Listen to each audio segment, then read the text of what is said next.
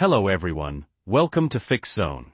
Today we will be discussing how to block those annoying cookie pop-ups and decline all optional cookies in Safari on your Mac. Let's get started. First things first, we need to install an extension to Safari to block these pop-ups. There are a couple of ways to do this. Method 1, open Safari and click on Safari in the top left corner.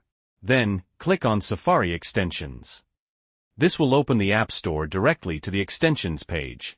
Alternatively, you can open the App Store manually by clicking the Apple logo in the top left corner, then App Store.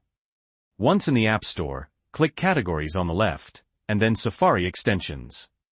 Now, we need to find the right extension. In the search bar, type Hush. The first result should be Hush Nag Blocker. Click on it. You can scroll down to see more info about the extension, which is constantly being updated. To download Hush, click the Get button. If you, like me, have already downloaded it, you'll see a Cloud Download button. Click that. Once downloaded, the extension installs itself as an application, but actually it's adding itself to Safari. Now, let's activate it. Close the App Store and go back to Safari. Click Safari in the top left corner again, and then select Settings or Preferences depending on your Mac OS version. In the Settings window, click on Extensions at the top. You'll see a list of all your installed extensions, including Hush. You may need to tick the box next to Hush to enable it. You might also need to enter your Mac password to authorize it. Once enabled, you can close the Settings window.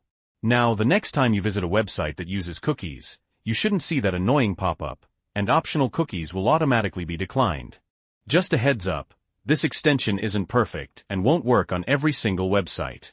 But it gets updated frequently, so its performance should improve over time. And that's it.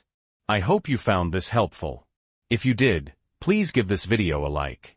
And if you have any questions or comments, leave them below. Don't forget to subscribe to Fix Zone for more helpful tech tips. Thanks for watching.